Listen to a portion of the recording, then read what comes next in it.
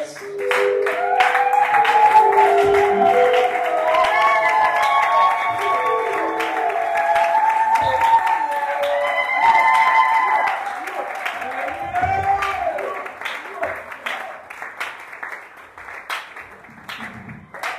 vais jusqu'à quelle? Combien de minutes? Vraiment, il y a 40 minutes. Ben, nous, ça va 10. C'est toi qui vas partir de l'autre côté. D'accord.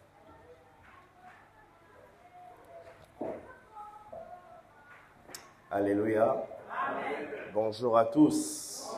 Est-ce qu'on peut acclamer maintenant pour l'Éternel Dieu des armées? C'est lui qui est assis sur le trône. C'est lui qui a rendu cette journée possible. Amen.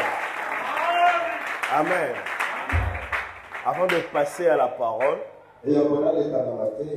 aujourd'hui mes émotions sont calmées en tout cas. J'aimerais dire merci beaucoup à papa et à maman. Merci beaucoup. Les mots sont faibles, voire insignifiants, pour démontrer ce que vous êtes pour moi personnellement et surtout pour ma famille. Je vais donner deux petites histoires. Ce n'est pas dans mon temps. Je n'ai pas encore commencé. En fait, parce que mon père qui est là, c'est vraiment mon père. C'est vraiment mon père.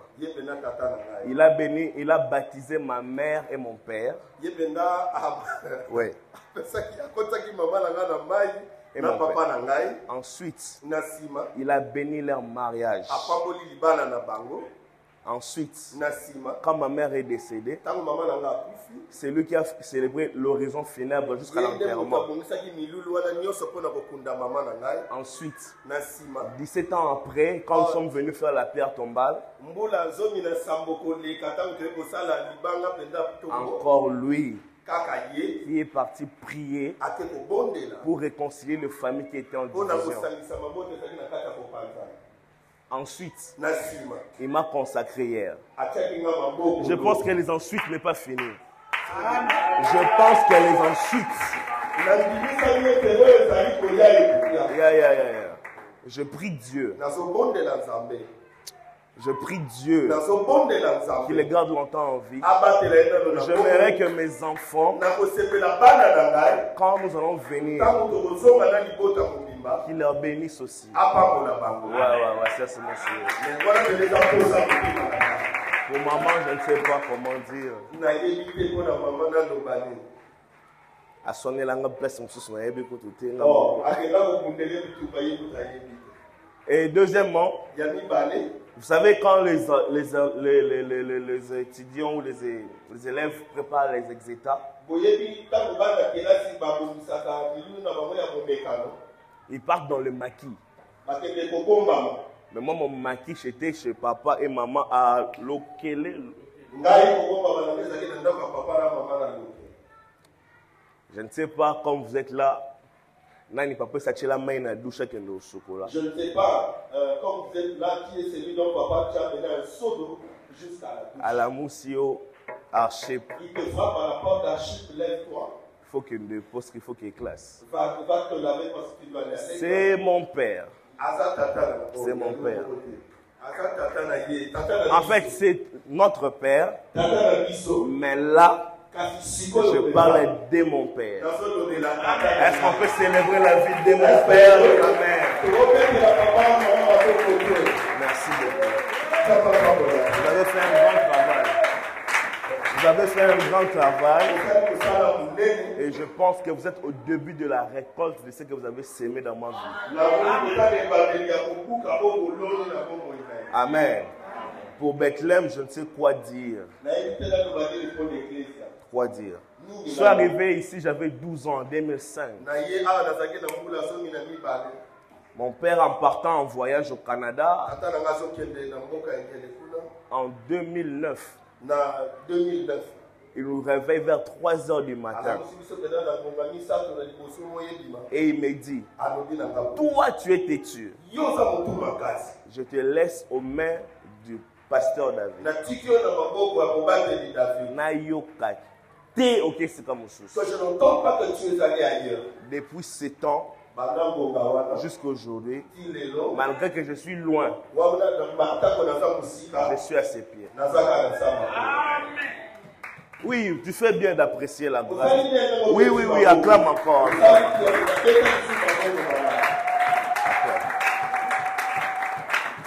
On peut prendre la place. Merci. Comme je l'avais dit hier, le thème que je vais aborder ce matin, c'est la zone de turbulence. La zone. Ça a été très bien interprété. Je ne sais pas si j'aurai encore besoin de définir. J'aime avoir le fond quand je prêche.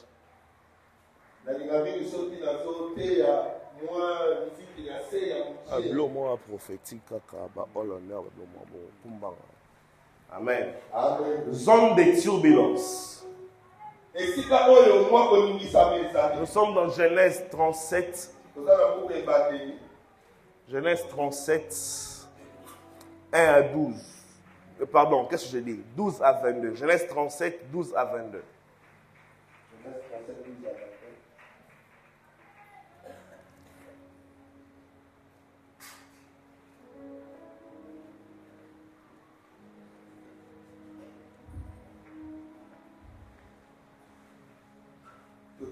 12 à 22. Genèse 37, 12 à 22, nous lisons au nom de Jésus. Amen. Les frères de Joseph, étant allés à Sichem pour faire paître le troupeau de leur père, Israël dit à Joseph, tes frères ne font-ils pas paître le troupeau à Sichem? Tes frères ne font-ils pas paître le troupeau à Sichem? Viens, je vais t'envoyer vers eux. Et il répondit, mais voici. Israël lui dit, va, je te prie, et voici tes frères sont en bonne santé. Et si le troupeau est en bon état, et tu m'en rapporteras des nouvelles. Il l'envoya ainsi de la vallée d'Hébron. Et Joseph alla à Sichem. Un homme le rencontra.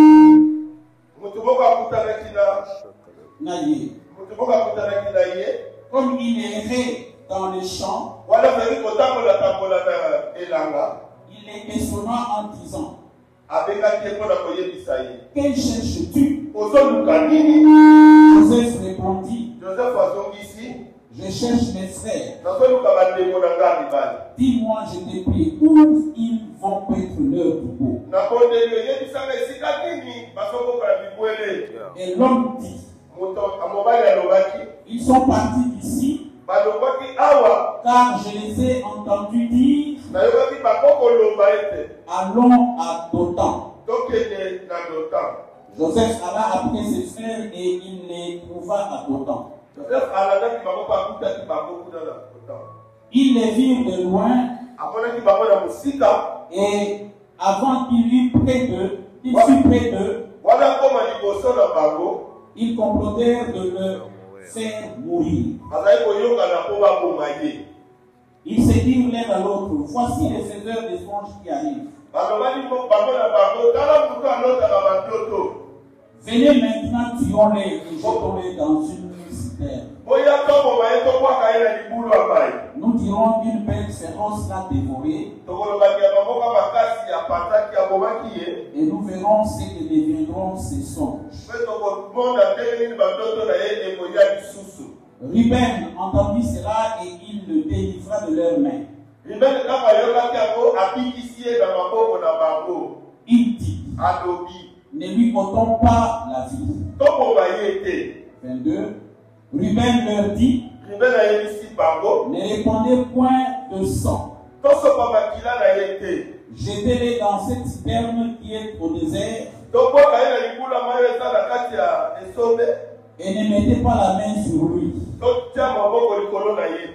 Il avait dessein de le délivrer de leurs mains pour les faire retourner vers son père.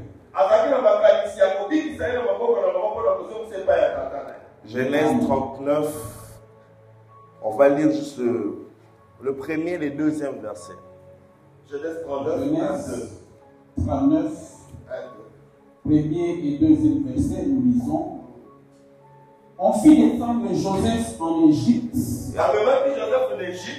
Et Potiphar, officier de Pharaon, chef des gardes, égyptien, l'acheta des Ismaélites qui lui avait fait descendre. L'Éternel fit avec lui et la prospérité l'accompagnant. La prospérité l'accompagnant. Il habitait dans la maison de son maître l'Égyptien. Amen. Alléluia. Je vous prie de prendre place. La zone de turbulence, la zone d'inconfort. En définition, selon les dictionnaires français, c'est un espace composé de cumulonimbus. Cumulonimbus, en fait, c'est le nuage qui, parce que les nuages ont des noms. Et ces nuages-là, c'est essentiellement pour la pluie. Et à son apparition, il est environné de vents et de vibrations. En fait, c'est ça qui me nomme l'embus. Merci. Tout que nous bon, on va comprendre. Très bien. Donc, ces nuages-là, de la terre jusque là où elle se trouve dans les airs, elle est à 3500 mètres de la terre. 3500 mètres. 3500 mètres. Et son espace est à peu près de 20 km carrés. Et elle est chargée de vents violents. Et une fois vous êtes là, vous sentez des secousses, vous sentez des vibrations. Vous savez du temps d'Isaïe, mentionné au temps d'Isaïe. Zahir.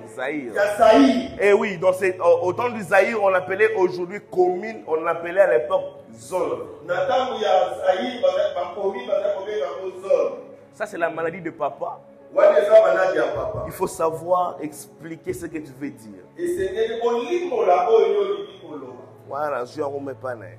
J'ai appris de lui. Donc, zone. Par exemple, maintenant la commune de la Gombe ou la zone de la Gombe.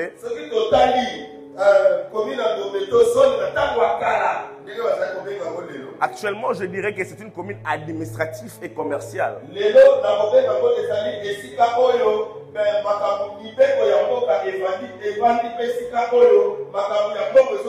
Tous les marts, tous les cities, tous les trucs sont là-bas.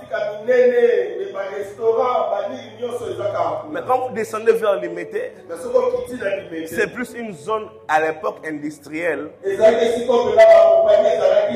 Mais aujourd'hui, je pense que ça devient une zone ecclésiastique. J'essaye de vous faire comprendre le mot zone. La zone est un espace que nous devons passer ipso facto. Dans la zone de turbulence, ça bouge très fort.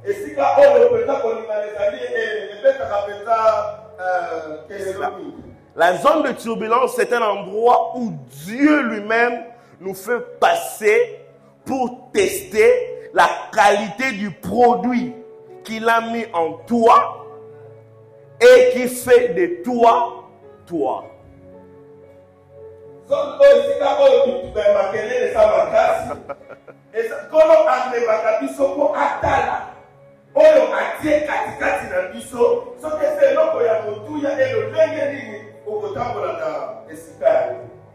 Si tu dis que tu es patient, dans la zone des turbulences, pour que Dieu atteste ta patience, il te mettra dans des conditions d'impatience, afin de comprendre si tu es vraiment arrivé à la patience. Et si cela est approuvé, tu vas réussir à ton test. La zone de turbulence, c'est comme une personne colérique. Il est vraiment de comportement à la fleur de peau.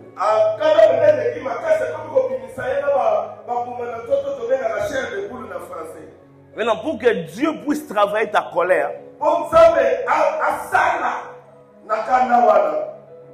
il te donne un fils qui est exactement toi. Et maintenant, tu vas commencer à voir si tu vas le taper ou tu vas commencer à ouvrir ton cœur. Mon jumeau est là. Il sait que je suis un gars très bouillant. Et Dieu m'a donné un fils, papa. Il s'appelle Hope. Il est exactement moi. Très turbulent. Et des fois je me dis, Nzambe, qu'est-ce que je t'ai fait? Ce gars a cassé déjà 4 télévisions, il n'a que 3 ans. Et ça, c'est ma zone de turbulence. Dieu veut effacer la colère en moi. Et maintenant, il me donne un fils semblable à moi, afin d'aiguiser ma personne. C'est ça la zone de turbulence. Et dans la zone de turbulence, Dieu peut s'utiliser lui-même. Il peut utiliser le diable ou il peut utiliser l'homme. Amen. Je vous donne un prélude de 3 points avant d'entrer dans mon message. À chaque fois que tu es dans la zone de turbulence, sache-le bien que tu es dans la préparation pour la gloire.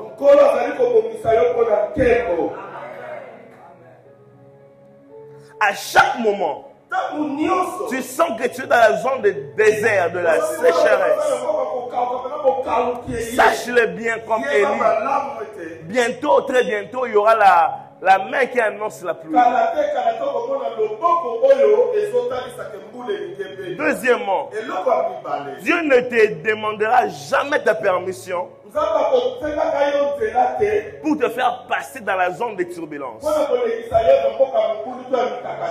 Parce que tu lui diras que tu n'es pas prêt. Mais Dieu a un agenda. Il veut t'apprêter dans le moment où tu n'es pas encore prêt. Alors il te fait passer quelque part afin que tu deviennes prêt pendant que tu n'es pas encore prêt. Et quand tu seras exposé, tu seras exactement prêt à faire la mission qu'il t'a donnée. Et troisièmement, dans la zone de turbulence, on est amené à être attaché. Attaché à Jésus. Dans l'avion, on vous dit attachez votre ceinture parce que nous passons la zone de turbulence. Hébreux 12:2 nous dit, ayant le regard fixé vers Christ, qui est l'auteur et le consommateur de notre foi. Parce que en fait, la foi n'est pas une ferme assurance aux choses qu'on espère et une démonstration à ce qu'on ne voit pas. Pour moi, c'est pas ça la définition. C'est une des définitions. Mais la définition que moi je préfère et que je vais vous donner, la foi, c'est avoir le regard fixé vers Christ, l'auteur et le consommateur de la foi. Et ça fait que quand ça bouge, tu es attaché. Même si tu veux, le corps veut se soulever. La chaise n'est pas stable. La viande est stable. Mais la ceinture, parce que la Bible dit, et avoir la ceinture qui est la parole.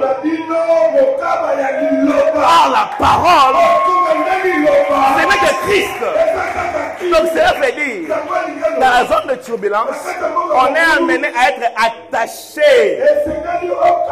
Même si ça bouge, mais tu es attaché pour que tu ne puisses pas passer. Ce matin, j'aimerais dire à une personne, je ne sais pas dans quelle zone que tu te trouves, mais j'ai un conseil à te donner. Reste attaché à celui qui est l'auteur et le consommateur de la foi. La foi, oui, c'est une ferme assurance aux choses qu'on espère et une démonstration à ce qu'on ne voit pas, mais ayant la source en Christ. Et ce matin, dans nos zones de turbulence, la chose qu'on doit faire, c'est être attaché. J'aimerais dire à une personne, ne t'attache pas à ton argent, parce que l'argent ne pourra pas tout acheter. Seul Christ peut tout donner, même ce que l'argent ne peut donner.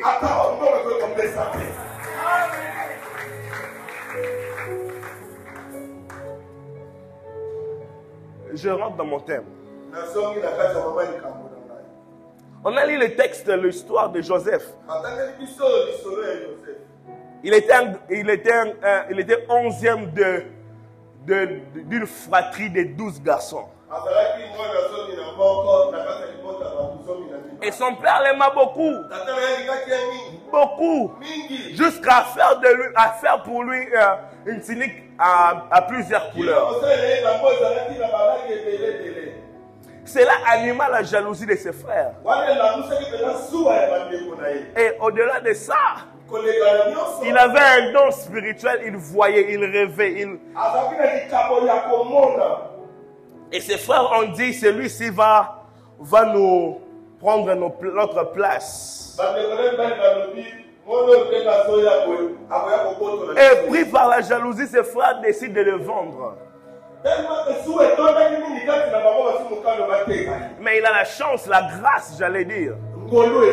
Il a la grâce que partout où il passe, il est aimé. En fait, Joseph est le genre de personne que le leader aimera, mais d'autres collaborateurs n'aimeront pas.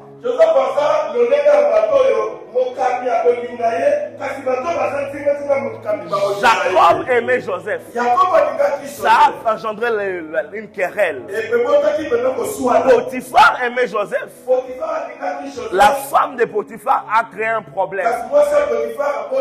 Jusqu'à ce qu'il parte en prison. Et il fallait que Dieu puisse donner un message au roi afin que Joseph puisse arriver à sa place. Alléluia.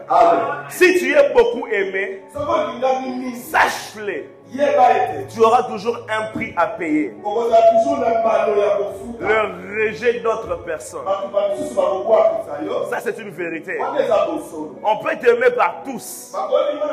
Mais il y aura toujours quelqu'un qui dira Pechuana Simbakisi. Et il peut influencer toute personne à paix. Et c'est ce que la vie que Joseph menait. La zone de turbulence. Je vais vous donner rapidement 4 points et je vous laisse tranquille. Premièrement, dans la zone des turbulences, bien sûr, tu passeras X au facto dans la zone des turbulences. Que tu le veuilles ou pas, que tu sois garçon ou fille, femme ou homme, tu passeras dans la zone des turbulences. Parce que la zone de turbulence nous donne 3 bénéfices. Premièrement, la zone de turbulence nous donne la maturité. Parce que la zone de turbulence, en fait, c'est le test de la maturité. Vous serez d'accord avec moi que Joseph était le genre de personne qui parlait trop. Et cela fait que ça a attisé la jalousie de ses frères. Mais dites-moi, dès qu'il a quitté la maison de son père, jusqu'à ce qu'il arrive en Égypte et qu'il occupe le trône élevé, qui a déjà lu la chose que Joseph a rapportée par rapport à ses visions hors cadre?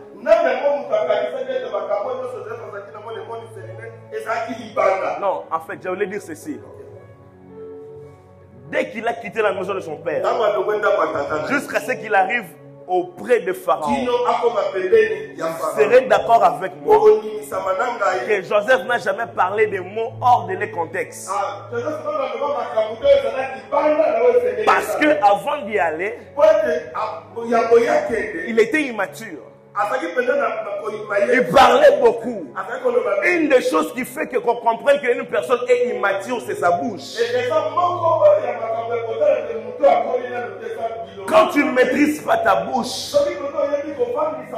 tu es candidat potentiel pour la zone de turbulence. Et là, il est testé. Il est testé pour qu'il arrive à la maturité. Parce qu'à chaque moment, il voulait parler étant esclave. Il recevait des fouets. Et il a compris. Moins je parle, moins je parle. On ne me frappe pas. Et plus je parle, on me frappe. Il a pris la maturité. Il a grandi dans le travail.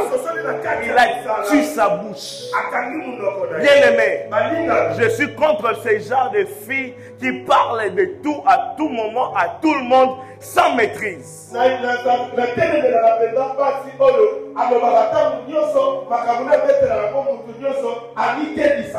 ta manière de rire, on sent que tu es immature. Bien aimé dans le Seigneur, si tu veux rester longtemps, la Bible dit la vie et la mort est au pouvoir de ta langue. Il y a plus de poison à Kinshasa, c'est ce que j'ai appris. Mais si seulement la bouche de ces jeunes garçons n'était pas là le jour qu'on a prévu de l'empoisonner, il n'allait pas mourir.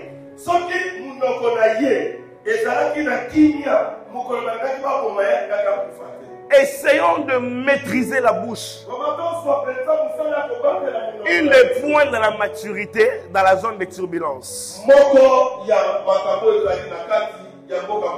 Deuxièmement, dans la zone de turbulence, bien, même si on est entré et on a acquis la maturité, une des choses qu'on a encore, on a l'équipement. L'équipement. Son père l'aimait beaucoup. Son père a fait voler une tunique à plusieurs couleurs. Parce que Joseph était l'espoir de son père. Ça attise la jalousie. En fait, la tunique de plusieurs couleurs était le réservoir. Et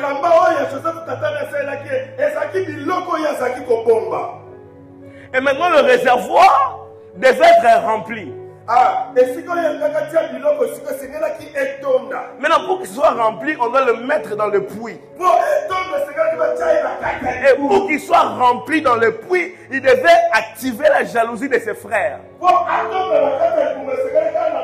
Et Maintenant, quand ses frères le jetteront dans le puits, il sera rempli. Et il partira en Égypte au temps de la sécheresse. Quand il régnera, il sera le pourvoyeur de l'Égypte. Pour faire survivre l'Égypte et pour faire survivre son père. Dans la zone de turbulence, nous y entrons pour être équipés. Joseph jeté dans le puits, il devait l'utiliser en Égypte. Et il est parti emmagasiner de l'eau. Et tant qu'un réservoir. Et tant, c'est quoi son appel dans le jardin, le truc? Et tant qu'arrosoir. Il devait avoir le trône dans un temps de la sécheresse. Ses visions ne devaient pas tarir. Il devait voir autre chose et autrement. Il devait entrer dans le puits, enterrer dans l'humilité et dans l'humiliation. Et quand il sortira, quand il ira voir le pharaon, qu'il puisse donner la solution. J'aimerais dire à une personne ce matin, dans la zone de turbulence, nous sommes équipés. Nous sommes équipés. Nous sommes équipés. On dit souvent Bethléem, Bethléem. Qui sortira un. C'est quoi ce qu'on dit encore?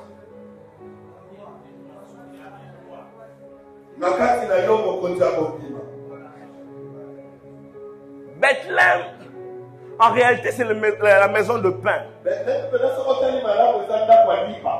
Or, la maison de pain est une maison d'équipement. Il y a la farine. Merci, la provision.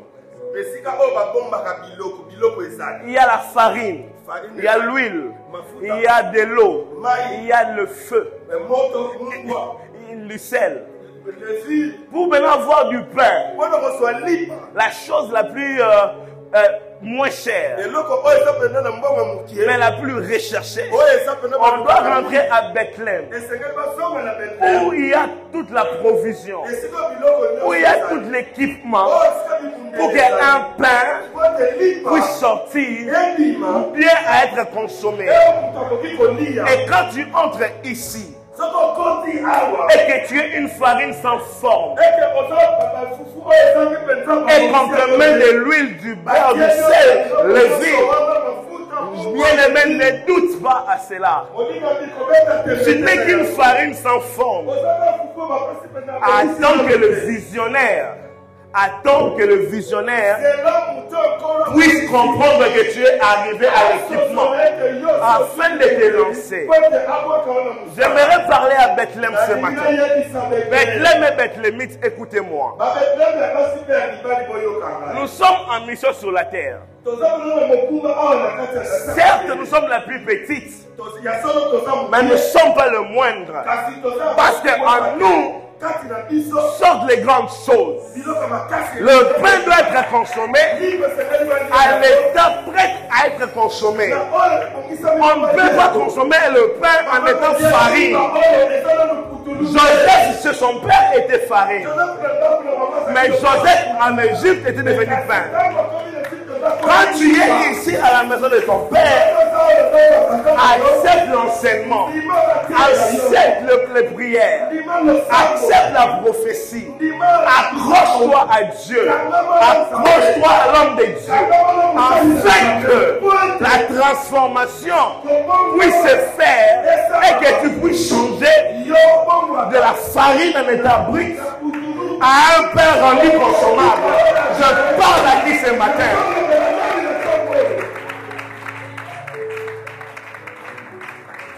Ça, c'est la maison d'équipement.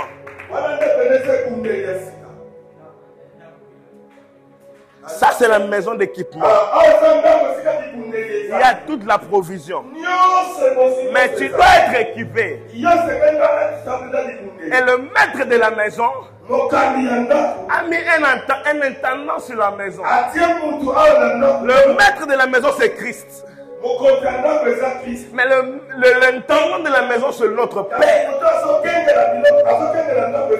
C'est lui qui sait que toi, tu dois faire 20 minutes dans le feu et non 45.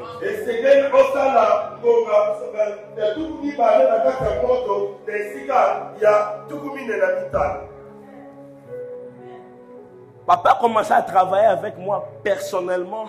Je pense que c'était en 2010.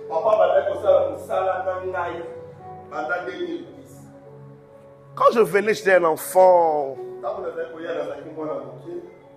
La jeunesse, tout ça. Et là, maintenant, ça a commencé à s'approcher. Et il a commencé à me dire des choses, me donner des conseils. Comment se tenir, comment parler. Des fois, je me disais, mais je n'ai pas envie de devenir ce genre de choses. Mais comment est-ce que lui veut me faire entrer là-bas?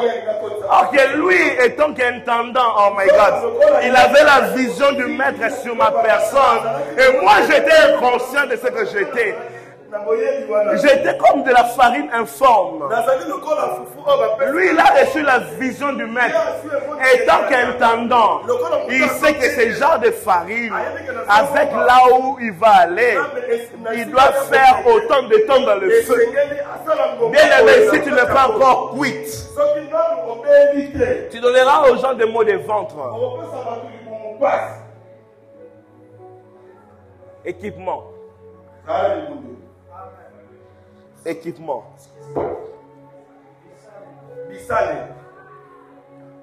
Équipement. David m'appelle dans 2 Samuel 17. Il est devant Saoul. Et Saoul lui dit, prends tout ce que j'ai pour aller te battre. Il dit, oh roi, vis éternellement. Moi, je n'ai pas besoin de tout ça. J'ai mon équipement. J'ai une lance. Le roi lui pose la question. Comment est-ce que tu fais pour savoir que cette lance peut t'amener loin? David enlève la chemise. Il montre la cicatrice du lion et des l'ours. Et il dit, je les ai terrassés avec ça. Et c'est un circoncis. Je les terrasserai aussi avec ça. Ça, c'est l'équipement. Bien aimé, je vais te dire ce matin, quand tu viens chaque jour à l'église, au culte, ne viens pas par habitude. Viens pour être équipé. Viens pour être affermi. Viens pour devenir solide. Viens pour devenir stable. Les prédications que j'ai écoutées année après année, ça a fait de moi ce que je suis aujourd'hui. Et toi aussi tu peux le faire. Mieux que moi d'ailleurs. Si seulement tu te donnes à être équipé. Et le mot clé dans l'équipement, c'est la patience. Deuxièmement, je pense que je vais arrêter aussi là. Quand je reviendrai, je continuerai. Amen. Amen. Dans la zone de turbulence, tu ne seras jamais seul. Parle à ton voisin, je ne serai jamais seul. On va prêcher ensemble, tu peux monter. Je ne serai jamais seul. Je ne serai jamais seul. Oh, dis à ton voisin, je ne serai jamais seul. Marc m'appelle. Marc m'appelle. Dans Marc 4, 35 à 41. Jésus vient de finir de prêcher.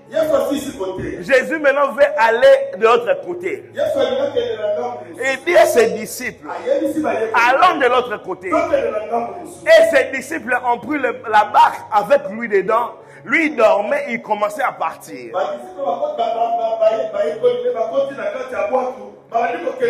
Et pendant qu'il partait, le vent commençait à déranger.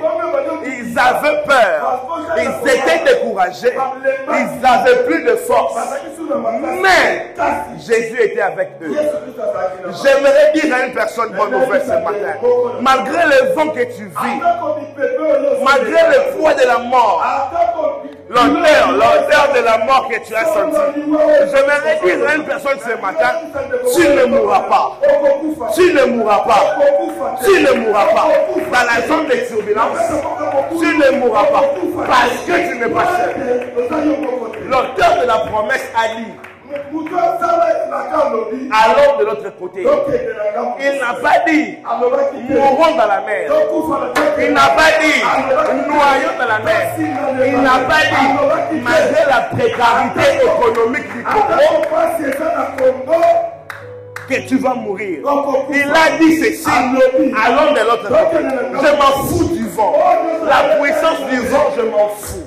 Ce que je sais, je ne suis pas seul. Et il a dit, je ne suis pas seul. Et il a dit, je me redis à une personne ce matin, tu n'es pas seul. Et il a dit, tu n'es pas seul. Et il a dit, s'il a dit, il le fera. Il n'est pas un homme pour mentir, ni un fils de l'homme pour faire mentir. Ce qu'il dit, il le fait. Que 1000 tombent à gauche, que 10 000 tombent à droite, tu ne seras pas atteint. Ce qui te concerne.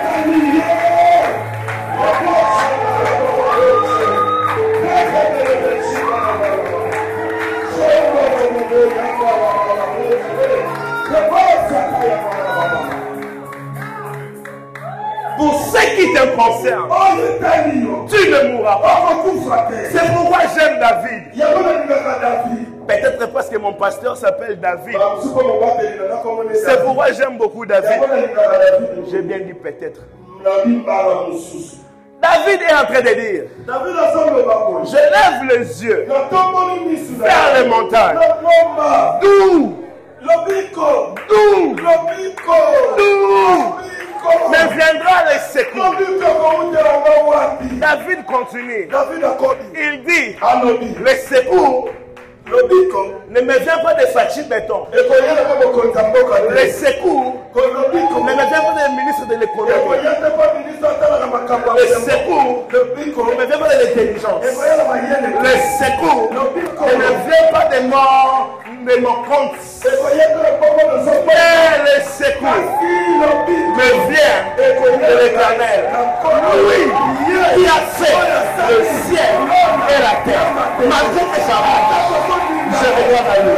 Malgré que ça bouge, je regarde à lui. Malgré que ça bouge, je regarde à lui. Malgré que ça bouge, je regarde à lui. Quand ça bouge, ne regarde pas à gauche. Pierre m'appelle. Il me dit, ces jours-là, je suis parti pécher. Et j'avais rien reçu. Et il est venu. Et il m'a dit, fils de l'homme, jette à droite. Et dit, je suis expérimenté. J'ai péché à l'heure, mais ça n'a pas marché. Écoutez-moi bien. Pierre m'a pas dit, je vais jeter encore dans l'eau. Pierre a dit, sur l'icône.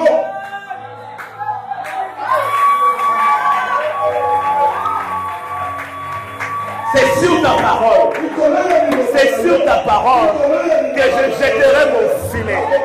Bien-aimé dans le Seigneur, je ne sais pas dans quelle crise tu traverses, mais ce que je sais, la parole a dit, je ne vous laisserai pas orphelins, je serai avec vous tous les temps, jusqu'à la fin de vos jours. Jésus-Christ est la parole fait chair. Il n'a pas commencé à mentir, il ne sera pas avec toi. Ce qu'il dit, il le sait. Qu'importe la zone de turbulence que tu traverses, ce que je sais, le puissant de Jacob est celui qui est le Dieu tout-puissant. Ma Bible dit, c'est lui qui repose à l'ombre du tout-puissant, repose à la droite d'El-Shaddai. Oui, car il est le Dieu élevé. Et oui, il est élevé. Et oui, il est élevé. Et ce qu'il a dit, il accomplira. Ce qu'il a dit, il accomplira. Ce qu'il a dit, il accomplira. Ce qu'il a dit, il accomplira. Et 1000 tombent à gauche, et 10 000 tombent à droite. Que tu aies peur, que ayez peur. Mais pour nous, nous avons le regard fixé vers l'auteur et le consommateur de la foi. C'est pourquoi tu ne mourras pas, tu vivras, tu raconteras les œuvres de l'Éternel. Tu ne mourras pas, tu vivras et tu raconteras les œuvres de l'Éternel. Malgré le poids de la turbulence, malgré le poids de la turbulence, malgré que tu es tiré de tous côtés, tu ne mourras pas. Tu ne mourras pas. Tu n'es pas seul. Tu n'es pas seul. Ah, prêche avec moi. Dis à ton voisin, je ne mourrai pas. Dis à ton voisin, tu ne mourras pas. Dis à ton voisin, tes parents ne mourront pas. Ah, dis à ton voisin, nous ne mourrons pas. Nous vivrons. Nous raconterons les œuvres de l'Éternel. L'Éternel envoie de toi une petite ville, mais sur toi, le roi sortira. Sur toi, le roi sortira. Malgré la zone de turbulence, le roi sortira. Malgré la zone de turbulence, le roi sortira. Malgré la zone de turbulence, le roi sortira. Malgré la zone de turbulence, le roi sortira. Malgré la zone de turbulence, le roi sortira. Tu ne mourras pas. Tu ne mourras pas. Oh, tu as le regard fixé, fixé, fixé vers celui qui est la source de la vie. La source de la vie. Je m'approche. Malgré ce fort, je m'approche. Malgré ce fort, je m'approche. Je ne le laisserai pas. Je reste là. Je reste là. Je reste là. C'est pourquoi David a dit, l'Éternel est mon berger. Je ne manquerai de rien. Il me fait reposer dans le vert pâturage. Il me dirige dans les sentiers de la justice à cause de son nom. À cause de son nom. À cause de son nom. À cause de son nom. Quand je marche dans la vallée de l'ombre de la mort, je ne crains aucun mal, car tu es avec moi. La houlette et ton bâton les rassure. Tu ouingues ma tête, tu ouingues ma tête, tu ouingues ma tête, tu ouingues ma tête, et ma cour, et ma cour, et ma cour, et ma cour, et compris, il dit le bonheur et la grâce, le bonheur et la grâce, le bonheur et la grâce, le bonheur et la grâce. Il n'a pas dit le malheur. Il n'a pas dit le malheur. Il n'a pas dit le malheur. Il a dit le bonheur et la grâce. Le bonheur et la grâce. Voilà pourquoi Paul dit le malheur atteint souvent les justes. Mais l'Éternel,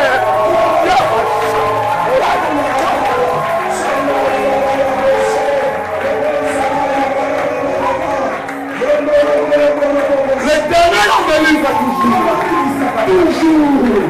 toujours, malgré sa bouche, toujours, malgré sa bouche, toujours, malgré ses compliqués, toujours, malgré ses difficiles,